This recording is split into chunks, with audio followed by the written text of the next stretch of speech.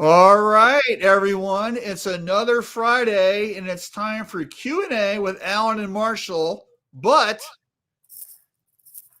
Alan's not here. I'm not Alan. So you might notice the furry guy next to me. That's I'm in my full winter growth. Our good friend Nate, and he's here for standing in for Alan because Alan is flying back from Kentucky, I believe, and he's going to join us later, depending on when his flight lands and when he can get home and all that. And so we're going to have some fun with that later on in the show. But anyway, so if you don't know Nate, now's your opportunity. So Nate, why don't you just tell everybody about yourself a little bit about and where you live and what you do and all that stuff. Well, I'm on the south side of Columbus, Ohio. I'm a shop owner. I've had my own shop now for 5 years. I've been in the industry for 12 and worked for a large spiritware company first and then got into large volume contract printing before starting my own shop. So now we're wrapping up our 5th year. Like I said, we're on the south side of Columbus. So primarily I work here doing that. And then also I go out and do hands-on shop trainings as well. Yeah. And you've done that for me, and you did a really good job too. So anyway, so that's really great. Thank you so much for picking up Alan Howe's slack. We appreciate that. That's what I'm here for. So if you're watching right now, we love it if you would just say hello and let us know where you're watching from. And don't forget, this is a Q&A show. So we really need your questions or comments or whatever about what somebody has asked. And if you've got a half a second, please share that you're watching the show so we can get more watchers and more viewers. That's what we're really about. So, and I want to say good morning to some folks. So David Eggers is watching. Good morning or afternoon for you, I guess. And then Keisa is watching from Texas. Good morning with their Footloose shirt on. And Cindy Keen's watching also from Texas. So good morning. I'm here just busy sewing. Keith's watching from Sacramento. Good morning, Keith. Everybody in these nice warm places. Yep. So, and by the way, here in Arizona, it's like 45 degrees here today. So I think it was 28 this morning when I got in the car. Yeah. Joanne, Pete and Val from Michigan.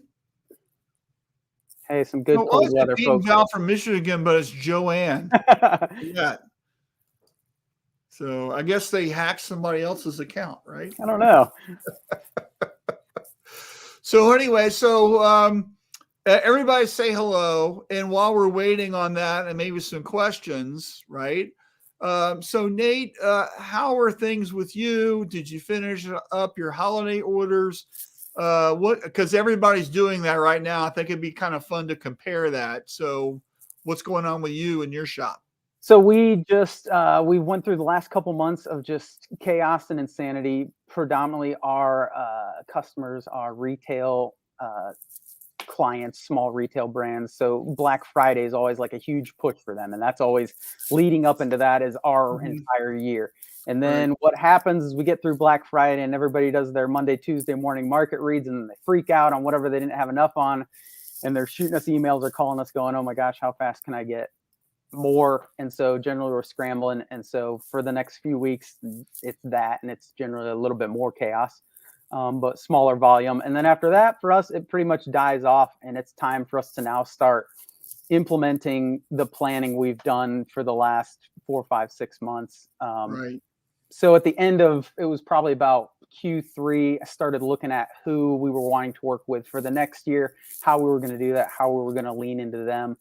And started reaching out to those people. And now for me specifically, it's starting to be meeting time to figure out how we can provide value for those brands. Yep, exactly. We're all doing the same thing, and we're going to be talking about a lot of this stuff here in a minute. So let's get into some topics. Before we do, let's say thank you so much to our sponsor, GSG. We really appreciate them, and we're going to run the little commercial, and then we'll be right back with our first topic.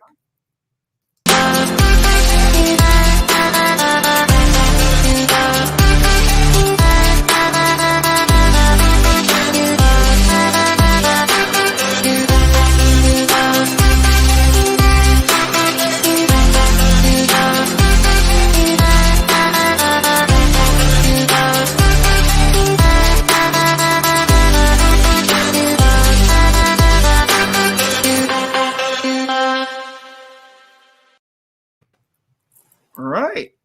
Great. I love that music. So our first topic is going to be what time will Alan show up? So his plane landed right when this show started. Okay. So we're, according to the clock here, 5 minutes and 51 seconds into the show. So I want you to think about, he landed, he's got to get off the plane, he's got to get his bag, he's got to get in his car, he's got to drive home. Will he make it to the show? And if he does, what time? So it'd be interesting if everybody watching kind of put in your comment, what time do you think Alan is going to show up? And we're all on different times, so just put how many minutes into the show, 35 minutes or 45 minutes or whatever, or he doesn't make it at all. What is your vote? Okay, Nate, what are you thinking? I'm going to say, so if we're going by minutes, I'm going to say 52 minutes. 52 minutes. So he's going to make it to the last 8 minutes. Yep. I'm thinking he doesn't make it at all. Aha! I'm wrong. Guess who's here? Oh, no. There goes We're all in trouble now. Contest. And I was listening to you guys. So wrong. My plane didn't land just a minute ago. It landed at 10 o'clock, and I live an hour and 45 minutes from the airport. So I'm here. I'm listening to this. I'm going, oh, my gosh, so brutal. Hey, we're so happy you're here, Alan, and it's going to be a fun show. And what's going to be great is you don't know anything that we're going to talk about yet. So not well, I heard what time bets being made on what time I showed up. Great. Right. Yeah, look at this. That was a scam. He was there all along. It wasn't a scam. It wasn't. We honestly didn't know when Alan was going to show up. I love Nate's confidence in me. 52 minutes, really, Nate? No, I said you weren't going to make it at all. So I didn't hear that part. I was turning off my phone and logging on. Dave, just so you know, if you want to make sure, one of your guys that works with me, Mitch, called me while I was driving, so he knows. Yeah, right. So thanks everyone for chiming in. Cindy says, I'm glad you didn't say anything. Glad you made it. Ron says, now it's a good day. Hey, Ron. It's always a good day with Peter Ron. Wolf says, morning guys from Kansas City, home of the AFC West Division leading Kansas City Chiefs. What a game last Mr. night, Wolf. by the way. I watched that game. Meanwhile, Detroit Lions have one win in one time. We are so, and that's a typical season for the Lions, isn't it? We never expect much more than that in my whole lifetime. Yeah. Okay, and the show just came down a few quality points. Great. Oh, that's good. That's nice. Love my friends. All right, so the first topic is on top of everybody's brain right now, sourcing challenges, whether it's garments or it's ink or it's web spray. People are having to really pull out all the stops to get stuff, right? And so this is something that Nate and I were talking about before the show started. So Nate, kind of wants you to relay your experience this week with what you've been dealing with and maybe some of the solutions that you found. Well, it's tough. That's flat out all there is to it. So, like the most recent sourcing challenge we had was getting what I would consider basic consumables, black ink and web tack, and just stuff to run the orders every day. And I don't know how many suppliers we ended up going through, probably down to the 7th or 8th one to just find honestly small quantities. And then of course the issue even with that is sometimes even if you can get it, well, they won't let you have it because maybe the quantity they have it in is in a bigger bucket or in a barrel, and my buying power is rationed right now, and so I can't buy it even if it's available. So that's kind of the challenges we've gone through, and honestly, to make it happen, we just call friends, start calling guys like Alan and as many industry people as I can, and hey, is there something we can do to get this moved or one rep I talked to, he's like, well, we'll just split it up into smaller buckets for you. That way, at least you can get up to your purchasing power. I'm like, okay, so a lot of phone a friend right now. Yeah. Cal, it's like web that. tech, 3 angry emojis. That I guess that's a big deal, right? It is a big deal. Web tech is like gold right now. If you have it, oh man, don't use it. It can be used as barter money. Yeah, truly. Right. And I'm not sure where GSG is on that supply chain issue. So that I don't know either. So if Mark is on here, Mark, let us know. I don't know if you're watching, but right. Anyway, so I think it's a big challenge, and I think you're approaching it exactly the right way, which is just to hunker down and call folks and call different companies and see what's available. Also, this is a really good time to look for new suppliers, like GSG or somebody else, and see if they can help you or they have it, or they can ship it to you. Maybe their office isn't in your area, but they could still ship it, right? So we've gone to some links as of lately, even to especially like products that we're really adamant we want this type or this brand, that hey, I'll look on like Facebook Marketplace or something and see a shop that's going out of business, and they may even have it, and I'll pick it up from them as kind of like a back channel way to try and find something. Right. That's good thinking, right?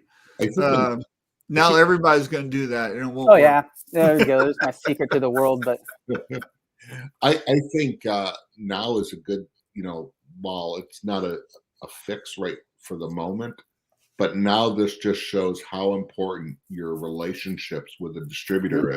You can buy from anybody, but now who are they at? I know our sponsor GSG, they put out Mark Ramberry, the president, put out a video of just where they're at and how they're going to take care of their loyal customers first that have always ordered from them. And I love that.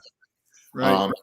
It's all about partnership. It's all about that. So next time as things loosen up, and they will eventually, remember it's about partnership. Yeah. So Daryl says, try the 3M web spray at Home Depot. There you go.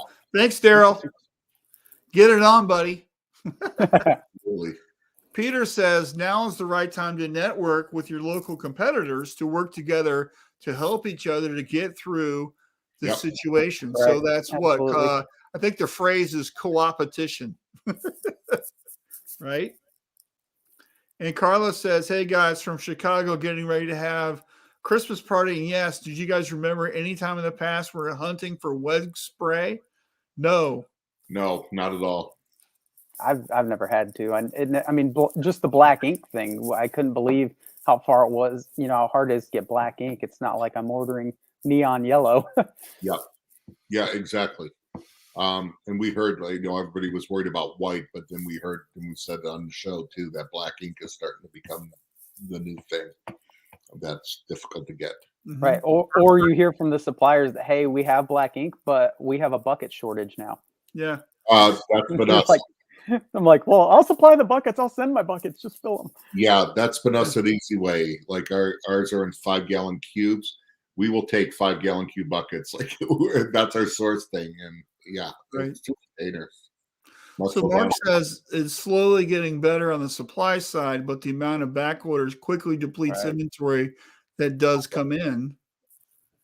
So I guess the thing to do is to get your back order in, right? And that way you've got something, and maybe that's going to be next month, but at least you got an order in. Right. And a lot of the stuff, it isn't like produce. It isn't like a cantaloupe. It's not going to go bad, so. Yeah.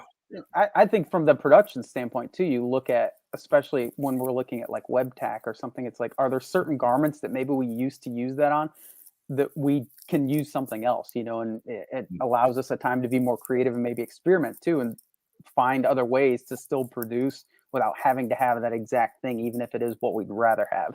Right. Sure. Well, maybe just use your normal roll-on tack and then put your roller squeegee in the first position before you print your white, and that way it smushes it down into the adhesive better. Right. And I don't know if that there's a solution in the water-based field for a replacement for WebTech. Mark Soldonic help out on that. And Nate, I don't know if you have anything. I've not found an exact one in production, especially for the fuzzier fleeces. You know, when we're looking at like French terry and stuff, we can get away with the water-based on stuff like that. But certainly the fuzzier stuff, I haven't really found a great solution. Yeah. I guess the only thing to make it last and use less WebTech is probably go down with, I know one company has always gone down with water-based palette adhesive, and when they had fuzzy hoodies, they just used a little bit of WebTech on top. Right. So just to, minimize what you use. Maybe instead of completely going, you just do a little bit because you already got something on there. Right. Is that what you do, Nate? What's Have that? you done that before, Nathan? Yeah, typically, even if we're running fleece the first time down on the palette paper, we'll put water-based to start with instead of just going straight with the web onto dry palette paper. Mm-hmm. Yeah. So Cal says there's a shortage of web cans, and Peter chimed in. Last year, there was a ketchup shortage at fast food places, plenty of ketchup, but no packets. Right. And then Mark suggests the Magna Print palette adhesive ST. Ooh, I have not used that one. I will have to try I've never even heard of that one. So, okay. And Jim says, hey, what's up, Nate? Jim Wallace is from the very first shop I ever worked at. And I can tell you, and I remember this specifically, Jim is an OG printer. He's been printing for, I won't say out loud, but I was quite young since he has been printing. And he specifically, I remember him teaching me how to put palette paper on press the first time. And I have used that method and remembered it ever since then. So thanks, Jim. So do you put the paper on, then use the roll to smush it down? Yep, absolutely. Because I remember struggling with that and him being like, "Hey, let me show you how to do this." Was that Nate? Was that the Spiritware company? That was, yes. Okay, yeah. There you go. Got it. 24 years. Nice. Great. Well, thanks for watching, Jim. Awesome.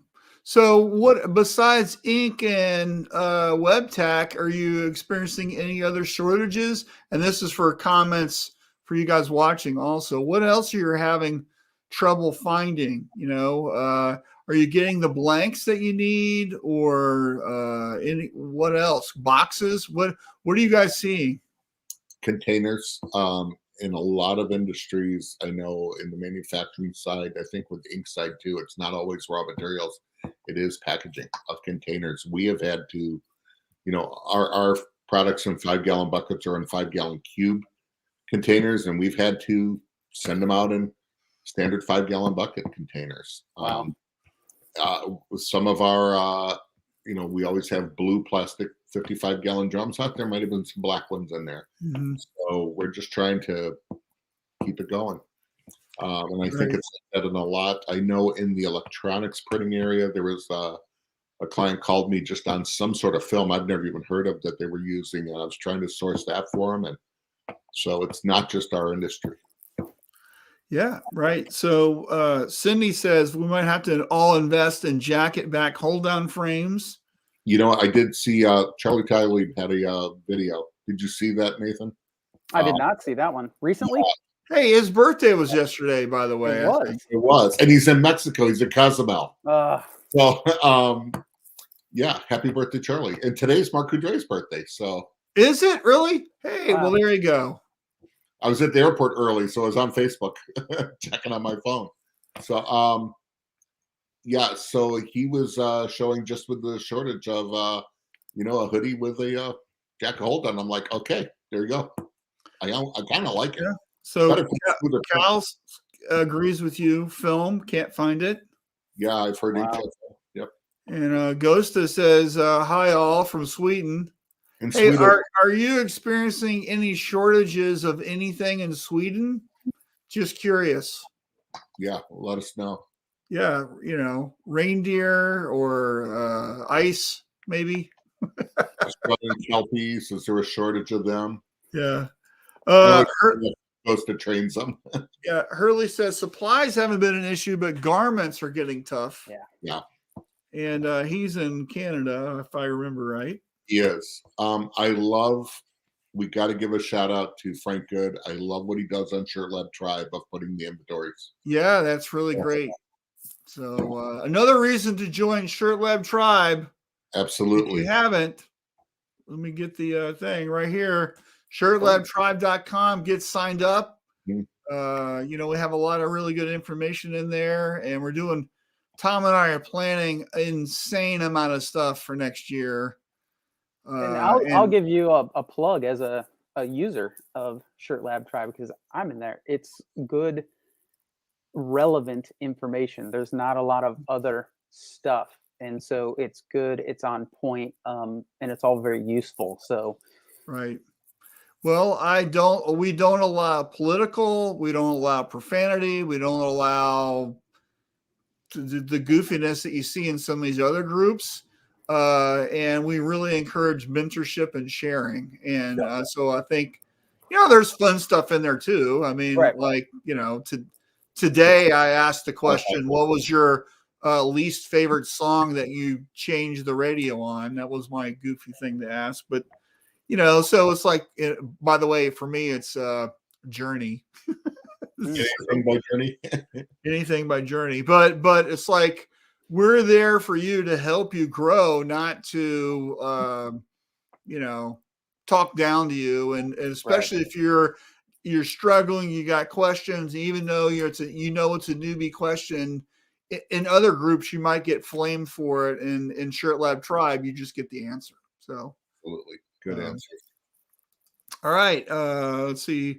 Where are we in our comments? So Davis says headwear is a nightmare.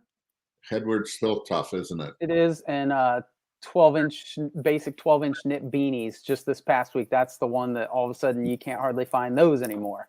You got to dig pretty deep just to find a basic beanie. Well, you'll find that inventory as soon as winter's over. Right. Absolutely. And then Heather's watching. Good morning, Heather. Heather Stribel from down in Heather, I sent you an email the other day. I was just curious if you got it. She is. I'm going to give a shout out to Heather. She's down in Cave City, Kentucky, in southern Kentucky, right around where all the tornadoes hit. Yeah, she's doing a lot of work with that. Yeah, her shop is fine and all that, but Heather has really stepped up for that community around there of organizing supplies and donations. While she's just north of Bowling Green, which she said is a disaster, and Mayfield is getting a lot of attention and doesn't want to slight that, but some of those rural areas of Cave City and Horse Cave, Kentucky, got to be going there. I've been there. Yeah. But you know what? There's a lot of farmers and stuff that have been there, and Heather, great job on community-minded of organizing. Well, that's excellent. That's awesome. Yeah. So, and we're glad you're safe in your family. Yeah. Ghost says snow and delivery. We got stuff, but can't get it delivered. Wow. Yeah. That's great. And Sean's here. Hey, Sean. Good afternoon. And Hurley was making fun of me. Don't stop believing. That's the actual song. That's going to make me go find some AC/DC quicker than anything else, I think. Right. Exactly. And, I think on shortage too, while we're talking, it's just if you can get it, can you get it? Delivery is tough. Right. Right. No matter how big and small. Of getting trucks, getting it there on time, Great. Hey, let's whip to our next topic. And this is one from Nate that he wanted to get out, which is building synergy. So, Nate, what are you talking about here? I get my synergy at IKEA. Okay. Well, that's a start. Yeah. Specifically, I'm always looking at, culture and leadership. That's really important things for me. And so diving into what the actual definition of synergy is, and the best example I've seen of that so far is people working together is 2 + 2 = 4, but synergy is 2 + 2 = 5. So the components are greater together than they are individually. So, how do I build that? How do I approach that with my teams? How do I help other shops with that? I don't know. I'm trying to learn more about that. Right. Well, the way that I've always thought about it is that we want to help people downstream from us. And I've been to a lot of shops and, just doing stuff in this industry for a long time. And typically the shops that really don't have what you're talking about spend a lot of time pointing fingers and doing what I call the defend the castle mentality, where the screen room blames the art department and the art department blames sales and sales blames everybody. And, it's just a big finger pointing excuse as to why things can't happen.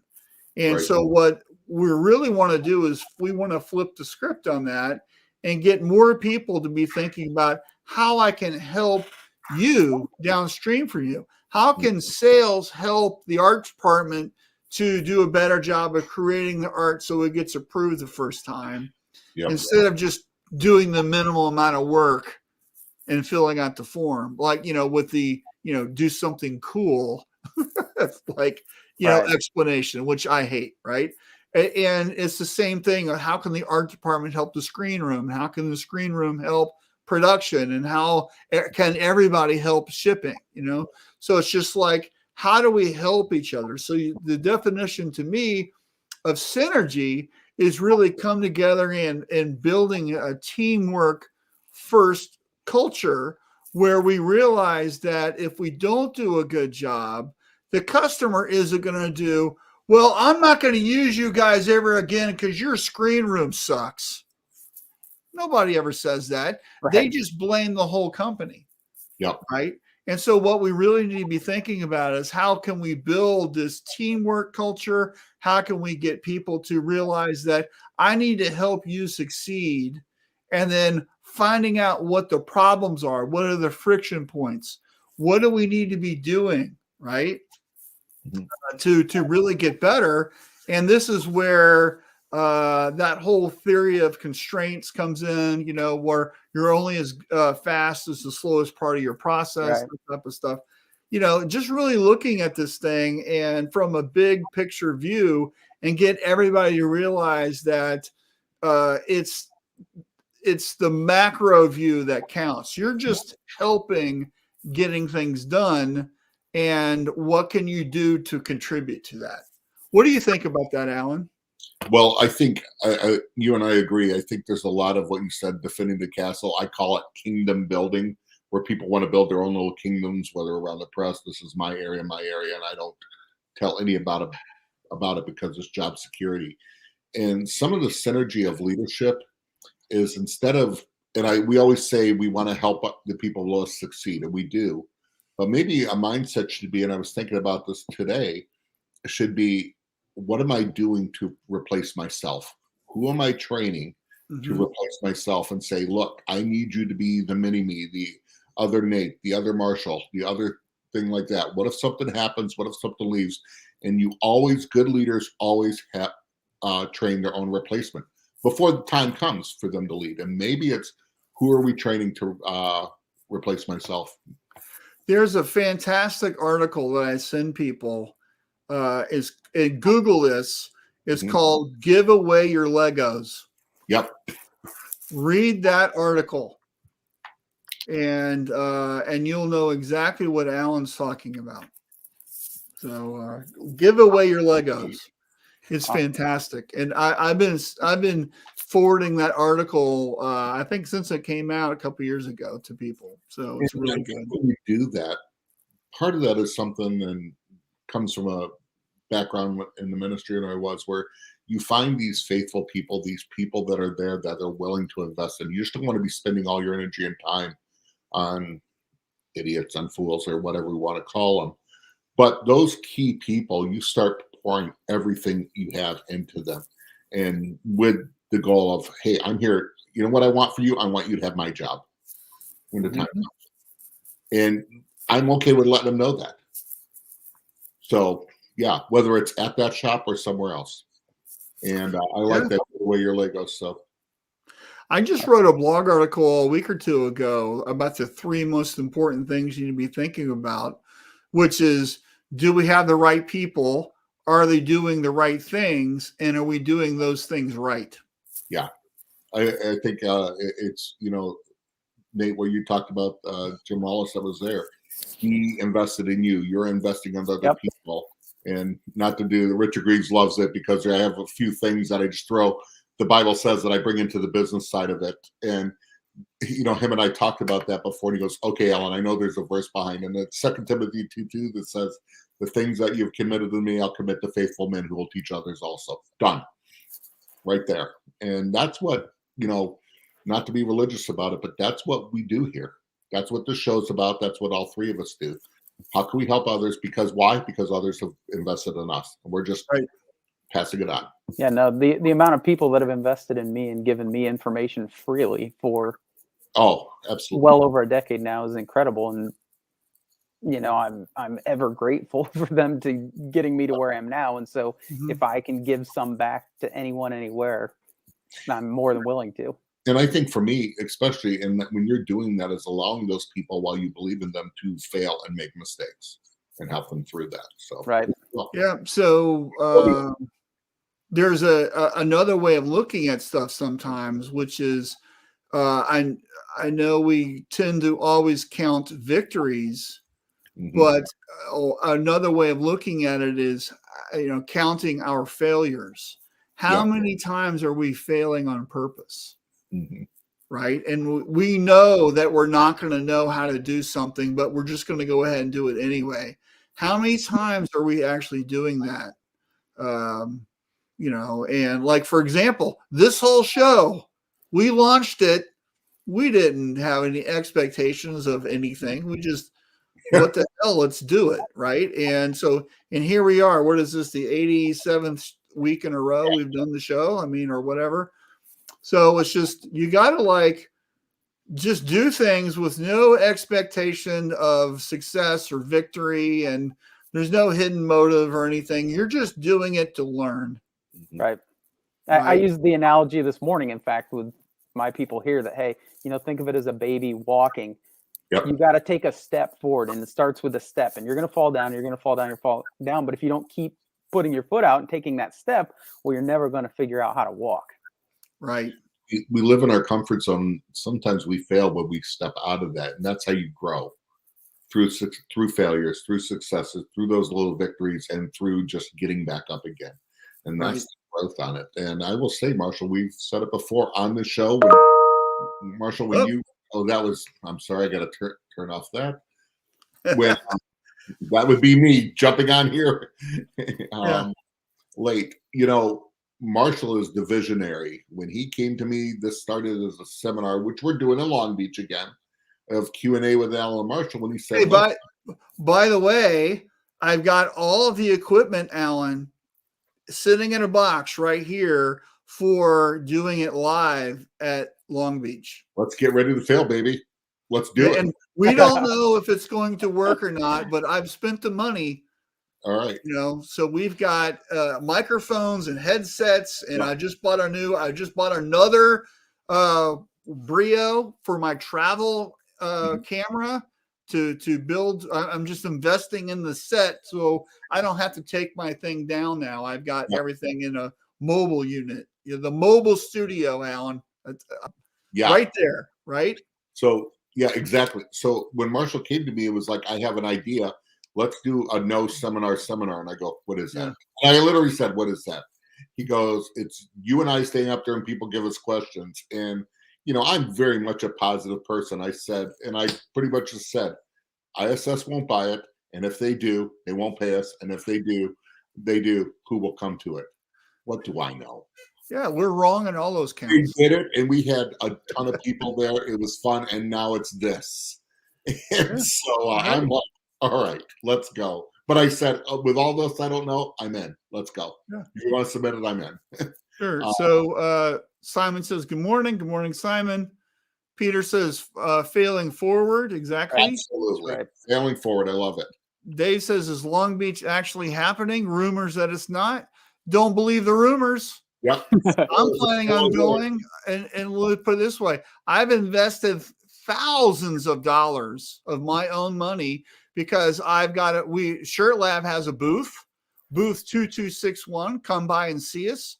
We're doing something really cool we're going to be having a professional photographer in our booth taking and upgrading your social media headshots. So come by our booth and get a real photographer headshot, not the one that your wife takes on your cell phone. And then you can look better, right? So we're going to be there. I'm there the whole week and would love to see you, Dave. Yeah, absolutely. I hear it's still on. I have flights and hotels, and Yeah. I'm expecting and I'm looking forward to it. Now, we don't know the unknown. We haven't known the unknown in years. Yeah. Party on, rock on, let's go. So Val here, by the way, this is Joanne. She says is her stripper name. We have found that the screen printing community has been really open to helping us newbies. Yep. It is, and I can tell you just from the little time I've been in it, I think it's gotten so much better just in the last few years with people like Marshall and Tom creating Shirt Lab and things like ThreadX and Print Hustlers and all that. Because I think when I first got into it, it wasn't quite this open and collaborative. There was a lot of shops that had the secrets still, and they wouldn't necessarily share them. And now everyone's very collaborative and helpful.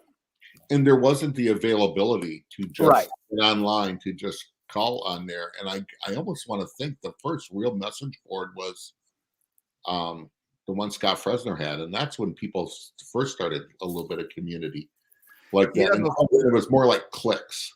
Yeah, before what's his name ruined it. We don't mention that person's name. Yeah. All right. Let's not dwell on that. So Ron says fail forward. Ghosta says, if you think too long your next step, you been standing on one leg very long time. Oh, good call. I love that. Yep. Peter says, great question, Dave. I hope that Long Beach is happening, but there are some concerns that I'm hearing. There's always concerns. I appreciate that, Peter. Yep. Can't wait to see you there, buddy. Absolutely. And Peter, thank you very much for my seminar. M&R is already sent over some nice pictures and stuff that I requested. So thank you for your help with that, Peter. Yeah. And it's right away. So to you and Thomas Strimmingham. Yeah. Simon says better to make a decision and find out it was wrong than to ponder forever and lose the opportunity. Absolutely. At least you can move on and get to the next project. Absolutely, Simon. Hey, should we not to go backwards, but since Simon's on, Simon, people for hoodies, web adhesives, since he is the king of water-based adhesives, what's your suggestions? Since nobody can get web adhesive for hoodies. So Simon, we're lay it on us, baby. Educate us. You're welcome. Thank you. Nate is right. 17 years in, but I think I've learned more in the last 3 years from all of those and major networking with shops all over the country. Mm-hmm. Long Beach is a very conservative city. I'm about 20 minutes away. I hope they continue to have the show. Yeah. Simon says we're still pushing TB10. Okay. TB10 is a thinner, one of their brands from Techmar. It's a little bit thinner and stuff. It's a nice product. All right. Cool. All right. Third topic. You guys ready? I like what he said underneath. He just added to it. What he's add? Use a heavier layer and make sure it's flashed and dry. There you go. Oh, thank you, Simon. How you use the product is really important. Yeah, definitely. A lot of and I'll tell you, back when I was running shops, I was always trying new products, and I would give it to the printer or the screen room guy or whatever. And then when they would tell me that it didn't work, I'm like, well, did you follow the instructions? And most of the time they didn't. So there's a reason why it didn't work. You didn't do what you were supposed to do, right? So you got to make sure you use it right. Yes. All right. So define the journey. All right. So this is the topic that I wanted to talk about today. And so this past week and maybe even parts of last week, I've been helping shops. And a lot of times we're doing a lot of putting the order in the system, and like we do a lot of this thing, crossing our fingers that it's going to go out. But what we're not doing is we're not defining the journey of how everything should work, right? What is the process for your client? What is the process in your shop for the work order? What is step one? What is step two? What is step three? How is information important? What information are we putting in? And I think this is really important these days, because what's happening is that we spend a lot of time moving very quickly, but sometimes we're doing things wrong fast, right? And then we got to go back and make it right. And so what I really want everybody, especially, we're going to get over the holiday hump, and then you're going to have, the week between Christmas and probably the first week or two in January where things are kind of slow. This is the best time ever to be looking at your processes, your customer journey, your work order journey, how things are moving and what the expectations are, and fix what's broken, right? So what do you think about that, Nate? You're in a shop every day. You're dealing with this right now with your stuff and the people that you're helping and your own work, right? What do you think about that? I think that's just it. And I think constantly having goals and defining it, like we don't go into next year just saying, well, we want it to be better than this year. We define exactly what we want out of it. And that's not always just revenue either, And so I have each person that's here define that for themselves too, define that in their department, and define it for their personal life, because everybody's a little different. One person may be having a couple more kids this year. And so, their definition of this year in the shop being successful is for them to make enough money to buy a minivan, because now they need a minivan. Okay, cool. So let's talk about that. Let's talk about, we are sending out, I'm having meetings already, but also sending out some surveys to different people to have our customers define that for us. What does success with us look like for them? Were areas that we failed last year, so we can help them define success and figure out ways we can do better and change our processes. So I think it starts with defining it first and having everyone in their own area, in their own way, setting goals. Of course, those goals need to be actionable, measurable, and need to have a timeline on them as well. So, that's where that all starts for us. And in fact, let's see, a week from today, we have an entire shop meeting planned that the questions and topics we're going to go over have been posted up for, over a month now. So everyone knows what's coming and what's expected of them to bring to that meeting. And a lot of that within that meeting is goal planning and how they plan to attain those goals or how we can help them. That's great. That's great. My brother rings in. Step one, coffee. He knows me so well. I don't know. I started laughing. I saw that come up. I started cracking. Step one for Tim is bourbon. Because it's 5:00 somewhere in the world. Yeah, well, he has the 1,000 bottles of bourbon in his house, right? Thing. So Mike says, our journey is UPS delivering boxes at the front door of our shop at 7:30 at night when we're closed, and trying to replace products. 2 hours on the phone today so far, right? That's not good, right? Yeah. I was just at a shop and they were telling me how one of their clients, because they allow customer supply goods, throws the inventory over the chain link fence at night when they're closed, and it's sitting there in the parking lot. Oh my. Did you see no comment. Yeah.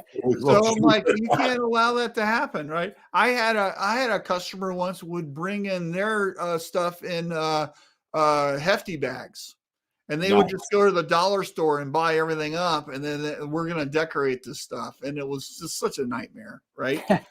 So define the journey is, what are you allowing to do? You're in control of what you allow, right? And how things are processed, what you do, what you're willing to take, what you say no to.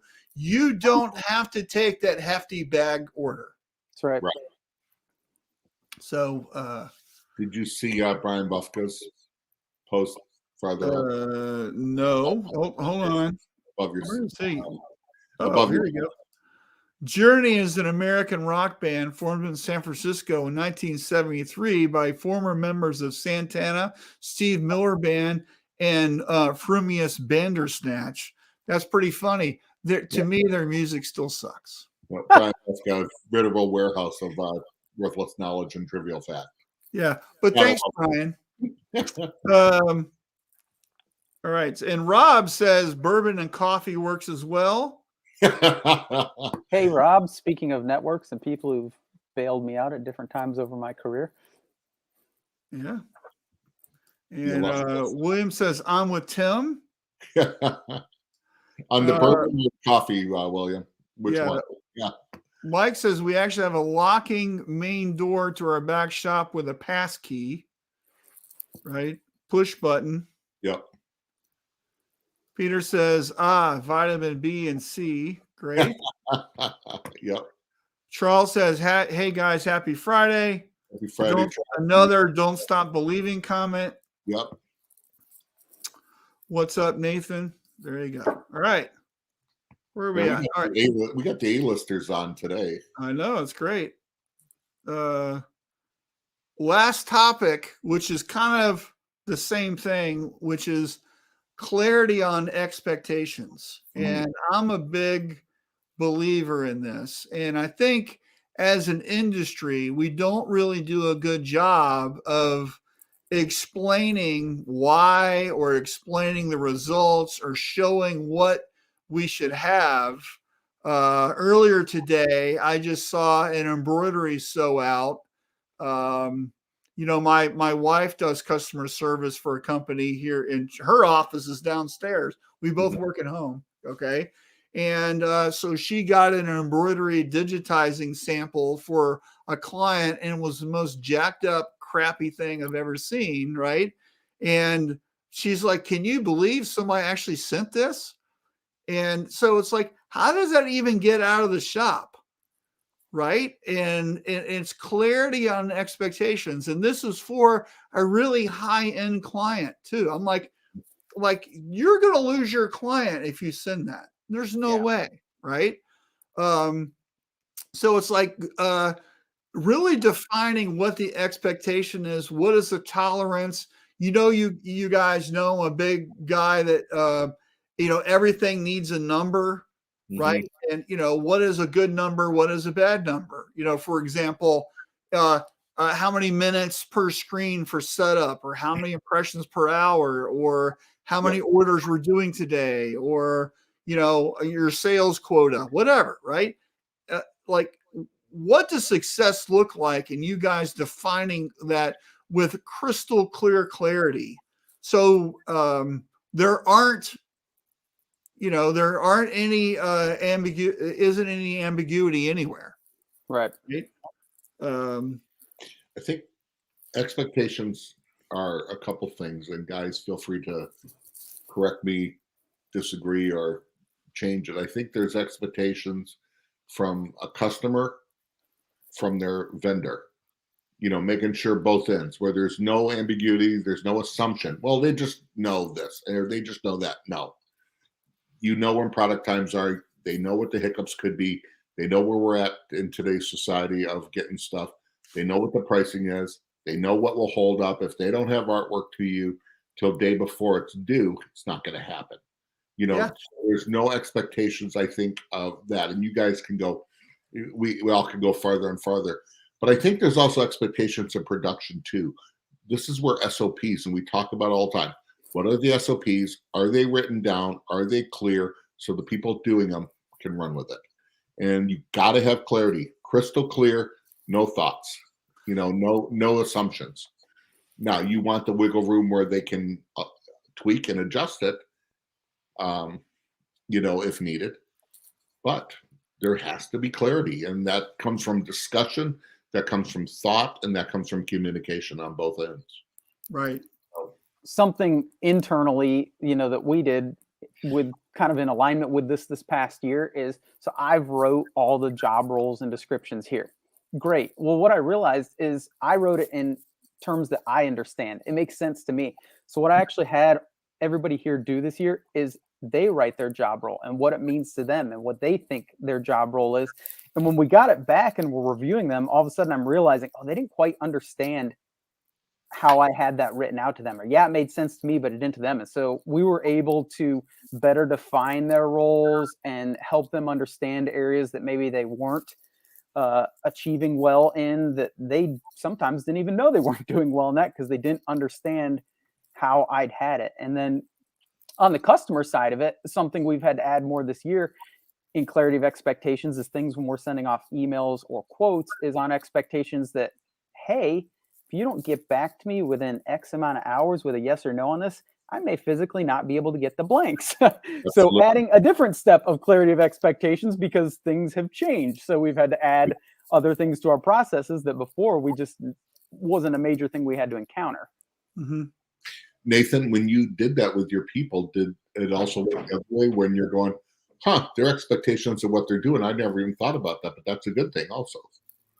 I don't know that it changed so much because maybe, partially a fault of mine is I always expect too much or expect greater than what is written. So, I don't think we saw a ton of that, but just more a realization for me that, boy, I think it's clearly communicated, but really it wasn't. And so, I think continually going forward, I'm going to have whatever new roles we create to have them actually write the job role. And of course, I'll review it, tweak it, but I think I'm going to actually have them do it.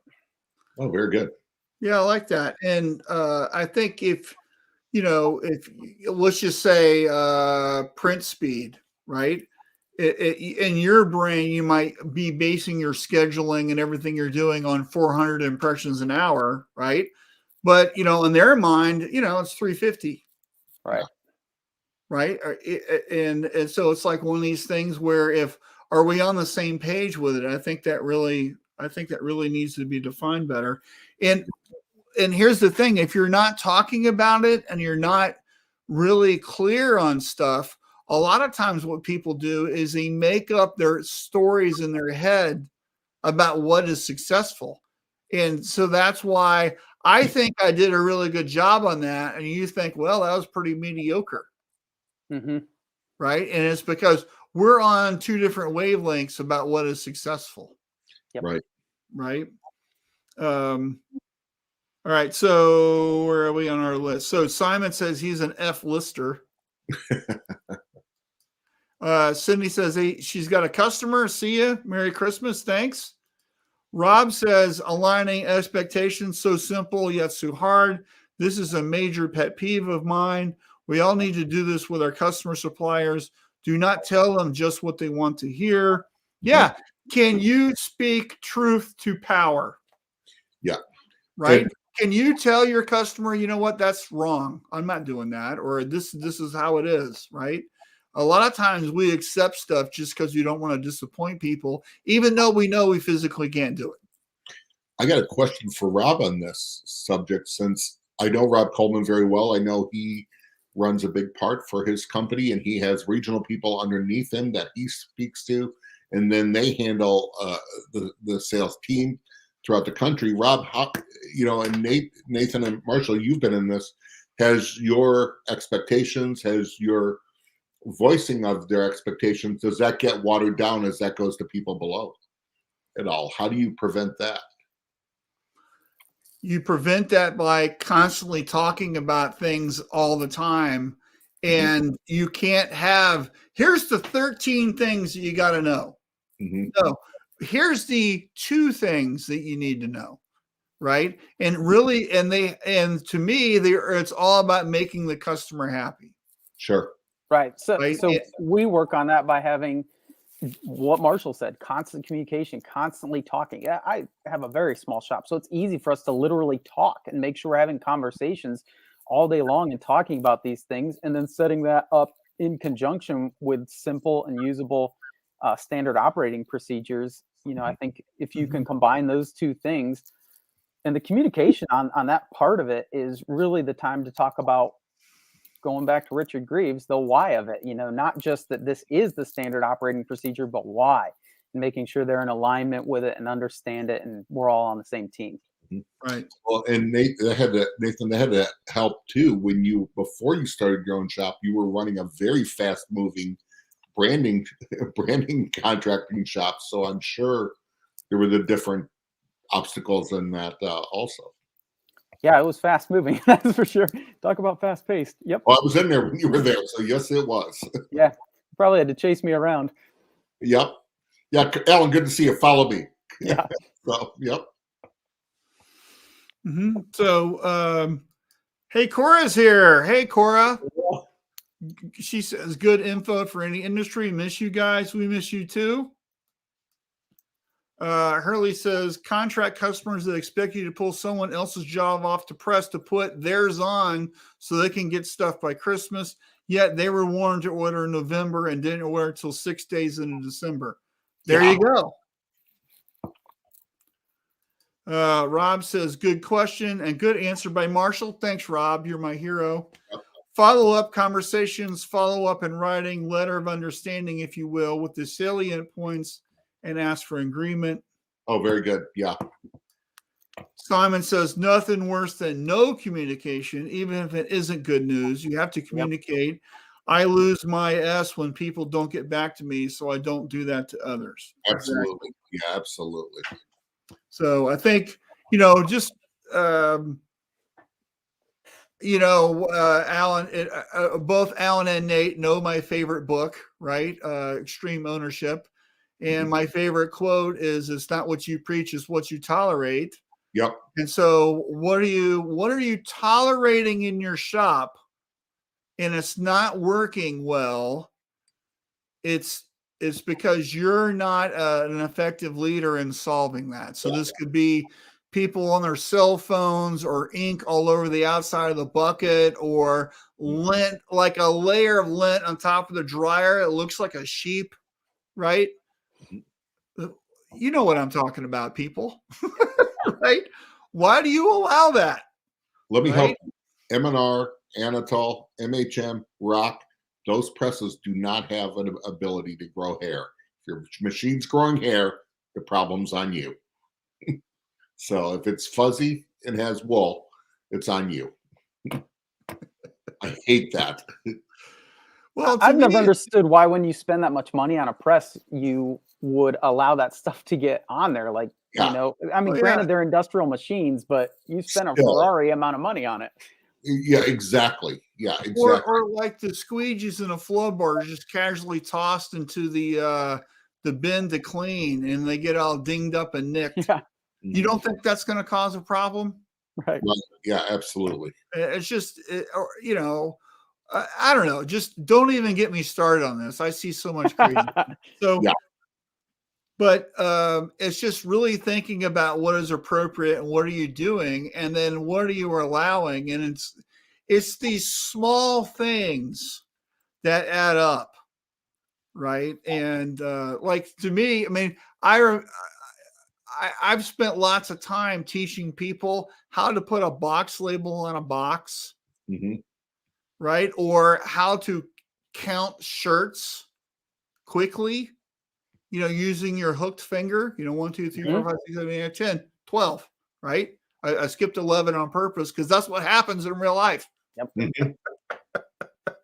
So just thinking about what has to happen and what's the correct way and defining that and teaching people your shop way of doing it. I don't care how they did it somewhere else. This is how we're doing it here, right? And if you get everybody to do it the same way, then everybody else can make sure people are doing it the same way.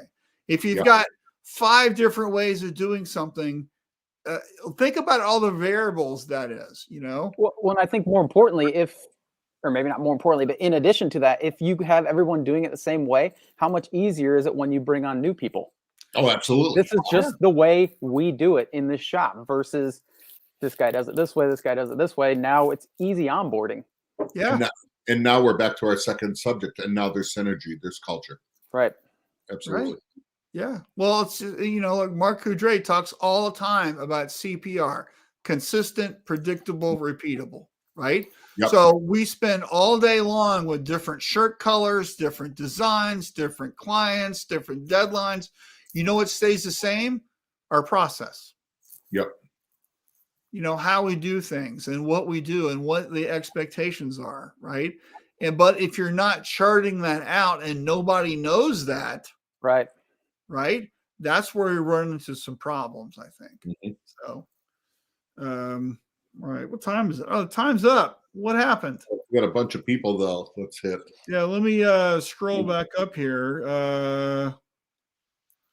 Hey, Frank's here. Hey, Frank. From SNS. Yep. Late getting here because of kids' Christmas programs. Good info.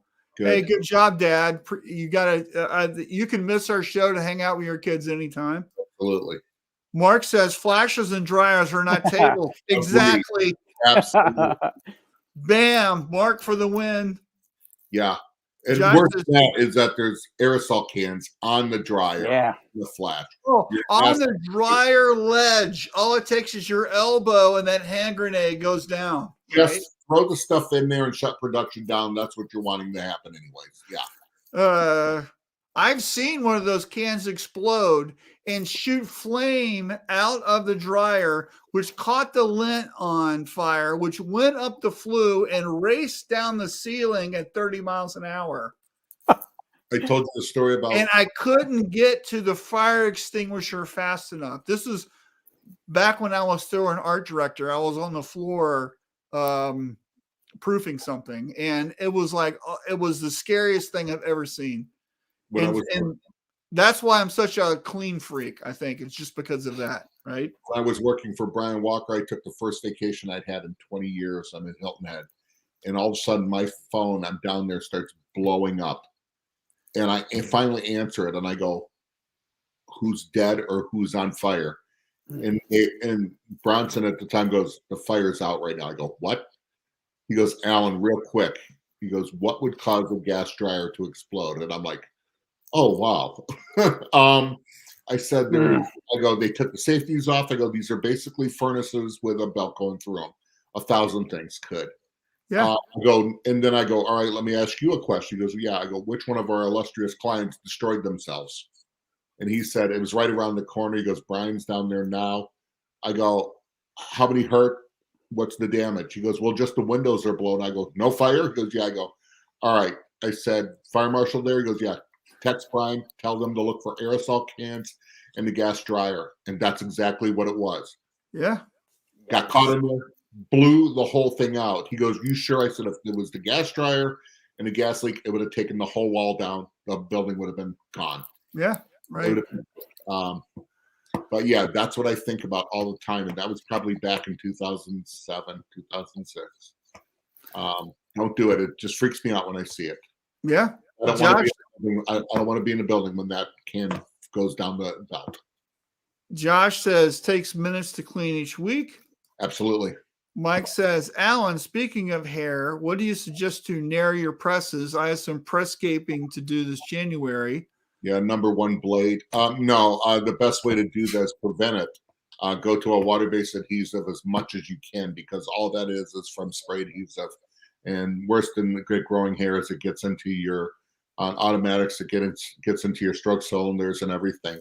To get rid of it, a product like 842 will do it and clean it off. But also, I know people who wipe all the painted surfaces down with WD-40 because the lint is less likely to stick to the paint after you do that.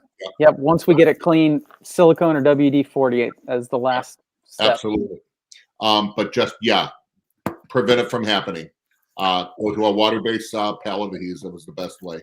Yeah. Star Trekian fungus here by Simon. Yeah, exactly. I use soda beer boxes to cover the press before applying web spray. I hate a messy press and shop.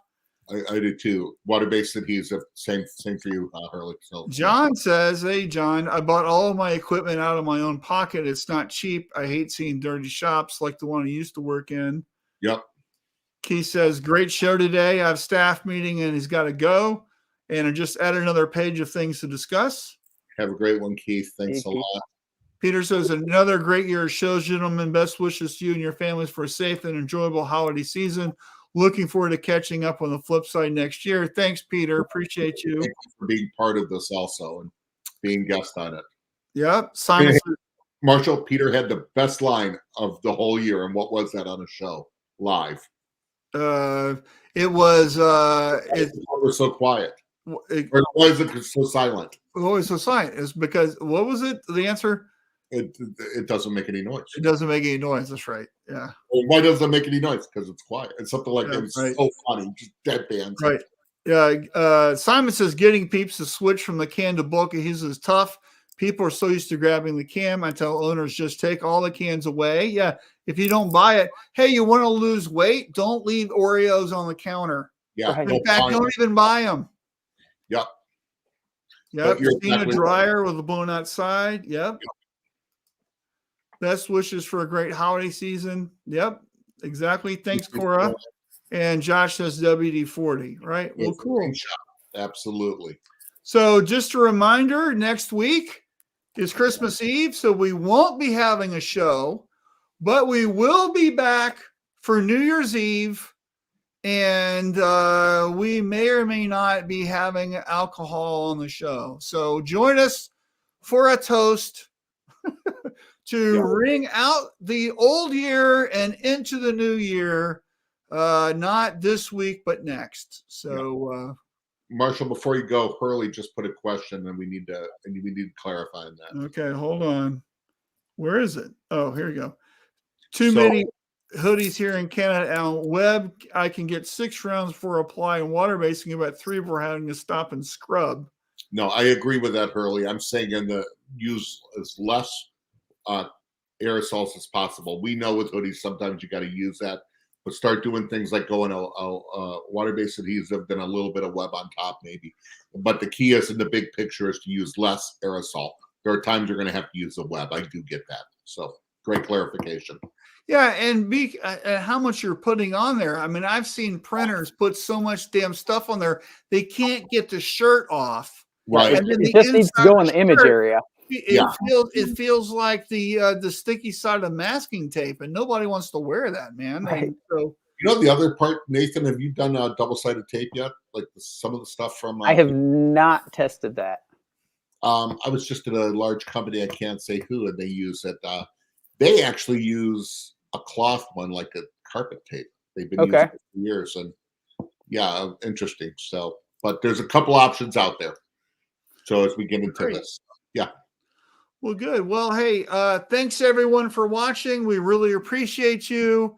Yeah, and we appreciate GSG for sponsoring our show. Thank you so much. You guys rock. They do. Great job. Thank you, Nathan, for jumping in and picking up Alan's slack. No problem. Even though Alan did show up. Slackness, which happens a lot. Everybody, it's a village, man, to pick up Alan's slackness. So I appreciate it. So good. All right. Well, take care, everyone.